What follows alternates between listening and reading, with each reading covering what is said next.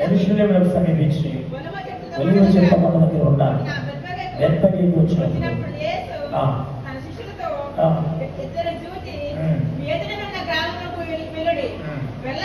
వెళ్ళగానే కట్టబడి ఉన్న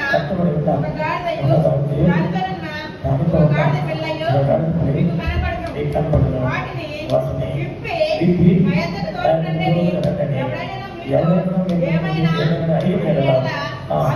అది ప్రభువునకు కావాల్సిందని హల్లెలూయా.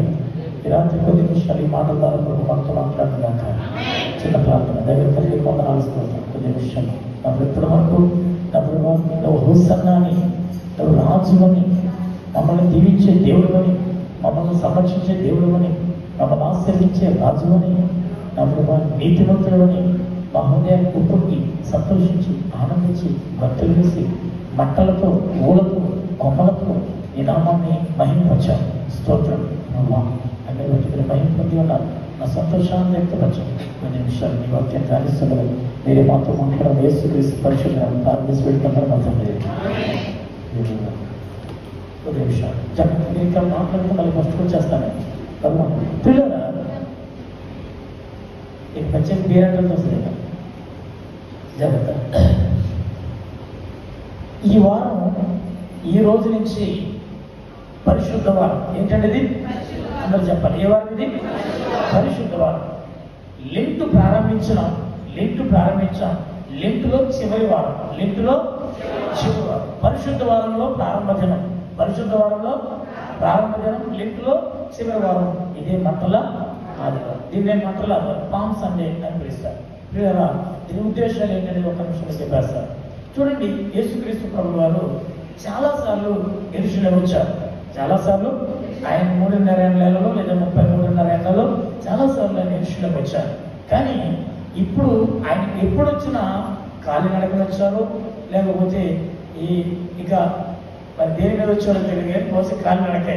అయితే ఈయన ఇప్పుడు మాత్రమే యెరూషలేము గాడిద మీద ఎక్కి వచ్చారు. గాడిదపై ఎక్కి వచ్చారు. పిల్లల జాగ్రత్తగానండి. అంతేకాదు, యెరూషలేము ప్రయాణం యేసుక్రీస్తు ప్రభు వారి జీవితంలో ఇదే చిట్ట చివరి ప్రయాణం. యేసు ప్రభు వారి జీవితంలో యెరూషలేము ప్రయాణం ఇదే చిట్ట చివరి ప్రయాణం. ఈ ప్రయాణానికి ముందు యేసుక్రీస్తు బేతనియా, బెత్పగే ఊర్ల పేర్లేంటి? బేతనియా, బెత్పగే అనే ఆ ఊర్ల దగ్గరికి వచ్చేటప్పటికి ఆయన అంటున్నాడు, ఆయన శిష్యులు చెప్పేసి, మీ ముందుగా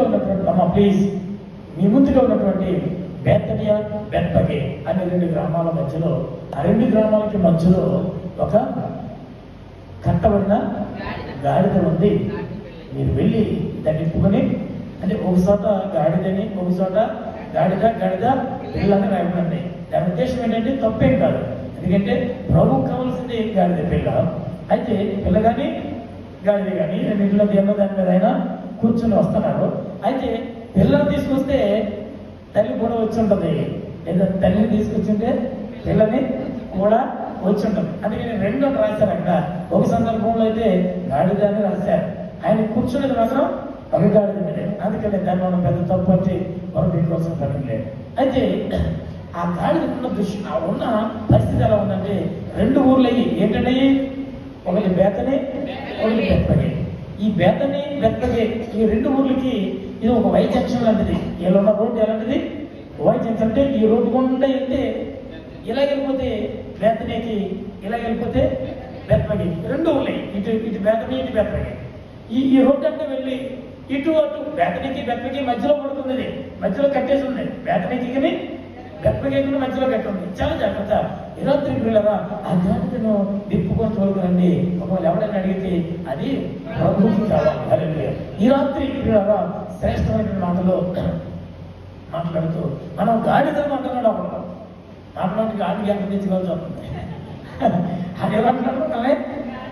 గొర్రెలు అంటున్నాడు. గొర్రెలు అన్నాడు కదా, అది మాట కూడా తెలియదు. మనం గాడిద స్వభావం కొనసాగదు. ఎందుకంటే మనం ప్రభువుకి కావాలి. హల్లెలూయా. మన ప్రభువుకి నేను కావాలి అంటే ఒక మాట ఉంది. ఈ విషయంలో మీరు అసలు ఎక్కడ కూడా సిగ్గుపడడం పర్లేదు. అలాంటి కూడా ఎంతమంది మాట అన్నా మీరు బాధపడడం పర్లేదు. నేను గనక ప్రభు కోరుకుంటాను అంటే ఇష్టపడతాను, నాకు కావాలంటే నేను పురుగైనా పర్లేదు, పెంటైనా పర్లేదు. ఎందుకంటే నేను ఎవరికి కావాలి? ప్రభుకి కావాలి. గాడిద కాదు, గుర్రం కాదు, ఇదేంటి గొర్రె కాదు, కుక్క కాదు, పెంట పురుగైనా సరే నాకు ఇష్టమే. నన్ను అలాగన్నా నాకు ఇష్టమే. ఎందుకంటే నేను ఎవరికి కావాలి? ప్రభు కావాలి. ప్రభు కావాల్సినప్పుడు నేను ఏదైతే నాకు భయంకరంగా ఉంటుంది. హల్లెలూయా.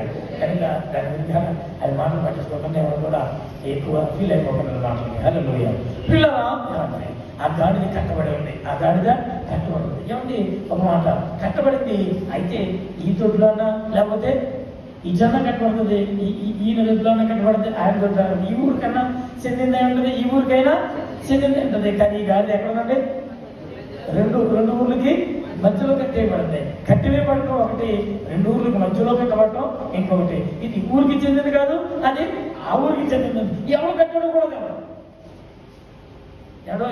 ఎవడు కట్టడం కూడా దాన్ని ఎవడో అలా చేస్తుందని దాన్ని అక్కడ కట్టేసుకోమంటాడు. అది ప్రభు కావాలన్నట్టుగా ఈ రాత్రి ఇటు కాక అటు కాక, ఇటు కాక అటు కాక మధ్యలో కట్టబడి ఉన్నటువంటి పరిస్థితుల్లో నీ బ్రతుకులో తారసపడుతుంటే ఒకసారి ఆలోచించు. కట్టివేయబడిన పరిస్థితి దేనికి సాదృశ్యం అంటే, కట్టివేయబడిన పరిస్థితి దేనికి సాదృశ్యం అంటే, దేని నుంచి నువ్వు బయటికి రావాలనుకుంటున్నావో అక్కడి నుంచి బయటికి రాలేకపోవడమే కట్టివేయబడిన పరిస్థితి. నీ పాప స్థితిని బట్టి, నువ్వు ఉన్న స్థితిని బట్టి నువ్వు బయటికి రాలేకపోతున్నావే. ఈ అలవాటు మానేద్దాం అనుకుంటున్నావు, ఈ స్థితి నుంచి మేము బయటికి రావాలనుకున్నావు, ఈ పాపం విడిచిపెట్టాలనుకున్నావు, ఇలాంటి బతుకు బతకూడదు అనుకున్నావు. కానీ తిరిగి మరలా అక్కడే పడాల్సిన పరిస్థితి వస్తుంది. దాన్ని ఏమన్నారంటే కట్టివేయబడిన పరిస్థితి. నీ కట్టులు కనబడతలేదు, కానీ సాతాను గారు నేను కట్టేయాడు. నీ కట్టులు నీకు కనబడతలేదు, నేను స్వేచ్ఛగా ఉన్నట్టుకున్నావు. కానీ ప్రతి నిత్యము ప్రతి మాటలోనూ నువ్వు అక్కడే పడిపోతావు. నీ కంటి చూపుతో నువ్వు కట్టివేయబడ్డావు, నీ కంటి చూపుతో నువ్వు కట్టివేయబడ్డావు. ఫోన్లో వచ్చి ఇలాంటివి చూడకూడదు అనుకున్నావు, కానీ ఫోన్ తీసేటప్పటికి అయ్యో వస్తున్నాయి మనసు అక్కడికే వెళ్తుంది. అంటే నువ్వు ఎక్కడున్నావు అంటే అక్కడ నువ్వు కట్టివేయబడ్డావు. ఒకరోజు ఆ ఫోన్ ఇసురు పడేసి బయటికి రాగలిగిన దమ్ము నీకుందా? ఈ ఫోన్ చూస్తుంటే అత్తమారం ఈ పరిమాణ దృశ్యాలు వస్తున్నాయని నేల కొట్టేసి రాగలిగిన దమ్ము నీకుందా? ఫోన్ పగలగొట్టుకుని అడగను అంటే నేను చెప్పే మాట చెప్పండి, అది చేదరించుకోగలిగిన శక్తి నీకుందని అడుగుతున్నాను. దాన్ని చేదరించుకోవాల శక్తి నీకుందా? ఆ రాగలిగిన శక్తి ఉందా? దాన్ని విడిచిపెట్టి రాగలిగిన శక్తి ఉందా? ఒక రోజంతా నేను అడుగుతున్నాను, ఒక్క రోజంతా ఫోన్ ముట్టుకోకుండా ఉండగలిగిన శక్తి ఎవరు చెప్పండి సార్? అంటే మనం అక్కడ ఏం చేయబడ్డాం? కట్టివేయబడ్డాం. ఇలాంటివి ఎన్నో ఉన్నాయి. ఈ శక్తి ఇదంతా వివరించే టైం కాదు. ఇలాంటివి ఎన్నో ఉన్నాయి. ఎక్కడైనా ఒక స్థితిలో కట్టివేయబడి ఉంటే ఇలాంటి నా ప్రభు యేసు మాట్లాడుతున్నాడు, ఇదిగో నేను విప్పడానికి నా ప్రభు యేసు యెరూషలేములోకి వచ్చే సపడలు నిన్ను విప్పడానికి వచ్చాడు. నీ బంధకాలను విప్పడానికి, నీ పాప సంఖ్యలు విప్పడానికి, నీ పాప రోగ అలవాట్లు విప్పడానికి, ఆ స్థితి నుంచి నేను బయటకు తీసుకురావడానికి నా ప్రభు యేసు బయలుదేరాడు. హల్లెలూయా. ఆయన అంటున్నాడు, ఎవడన్నా అడిగితే కట్టినోడు అడుగుతున్నాడు. ఖచ్చితంగా కట్టినోడు ఎక్కడి వరకు వెళ్తున్నావా?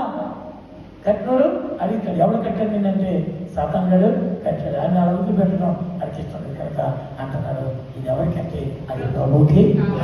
ఇలాంటి ఒక అద్భుతమైన మాట ఏంటో తెలుసా? నువ్వు ప్రభు కావాలి సహోదరి, నువ్వు ప్రభు కావాలి. నువ్వెవరికి కావచ్చున్నా, ఎవరికి అక్కర్లేకపోయినా పర్లేదు. నీ భర్త నిన్ను అన్నుండొచ్చు, నువ్వు నాకు అక్కర్లేదని. నీ భార్య నిన్ను అన్నుండొచ్చు, నువ్వు నాకు అక్కర్లేదని. ఇంకెవరైనా అన్నుండొచ్చు, నీ తల్లి కానీ నీ బిడ్డలు కానీ నన్ను ఉండొచ్చు, మీరెవరో నాకు అక్కర్లేదని. కానీ నా ప్రభు చేస్తున్నాడు, నువ్వే నాకు కావాలి. నువ్వే నాకు కావాలి ప్రభు. నేను కట్టివేయబడమన్నయ్యా, తిప్పుకుంటాను. పాపం తొడున్నానయ్యా, కడుక్కుంటాను. మల్లిమయమనయ్యా, శుద్ధి చేసుకుంటాను. ఆయన నాకు. అందుకనే ఈరోజు నా ప్రభు యేసు బయలుదేరి వచ్చాడు. హల్లెలూయా. మొదటి మాట రావకపోతే ఆయన ఆ గాడిదను ఎక్కి వచ్చాడు. ఆ గాడిదను ఎక్కి వచ్చాడు. ఆ గాడిద ఏం చేయబడిందంటే విప్పబడి అంగీకరించబడి ప్రభువును మోసుకుంటూ వచ్చింది. ఈ రాత్రి ఎంతమంది ప్రభువును మోసుకుంటూ ఆయన సన్నిధికి రాగలరు? రెండోది ఆయన యెరూషలేముకి వచ్చాడు. వచ్చి ఎక్కడ వచ్చాడండి?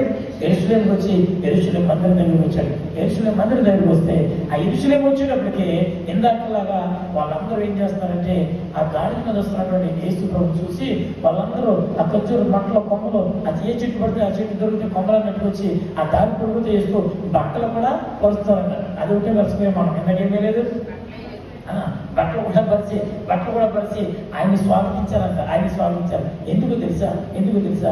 అప్పటికి వీళ్ళు యెరూషలేము పట్టణ ప్రజలు ఎలా ఉన్నారంటే పిల్లగా హేరోదు రాజు ఎవరండి? భయంకరుడైన హేరోదు రాజు కఠినమైన పరిపాలనలో ఉన్నారు. వీళ్ళు రాజు ఉన్నాడు కానీ రాజు లేకపోయేమి లేడు. రాజు ఉన్నాడు కానీ వీడు మంచి రాజు కాదు, కఠినమైన రాజు. వీడు చాలా కఠినమైన రాజు. ప్రతి విషయంలోనూ ప్రజలను కఠినపరుస్తున్నాడు. ఎంత దుర్మార్గుడు అంటే చాలా చెప్పాను. ఎంత దుర్మార్గుడు అంటే ఈ రాజు ఏదైనా తమ్ముని భార్యతో అక్రమ సంబంధం పెట్టుకుని తమ్ముడిని చంపని పాపిస్తున్నాడు. తమ్ముని భార్యతో అక్రమ సంబంధం పెట్టుకుని తమ్ముడిని చంపని పాపిస్తున్నాడు. నువ్వు నీ తమ్ముని భార్యతో నువ్వు అక్రమ సంబంధం పెట్టుకున్నావు అంటే చెప్పుని కారణం నరికించేసినటువంటి దుర్మార్గుడు. ఇటువంటి తోడు ప్రజల్ని క్షేమంగా ఎలా చూస్తాడు అనుకున్నారు? కాబట్టి అక్రమ సంబంధం పెట్టుకుని సొంత తమ్ముడిని చంపేసినవాడు, అవసరమైతే సొంత బిడ్డల్నే చంపుకునేవాడు, ఆ మాట చెప్పినందుకు ప్రవక్తనే తల తీయించినవాడు. వీడు ప్రజలు ఎలా చూస్తాడనుకున్నారు కదా? వాడి స్వార్థం కొరకు ప్రజలు ఎంత హింస అయినా పెంచేవాడు.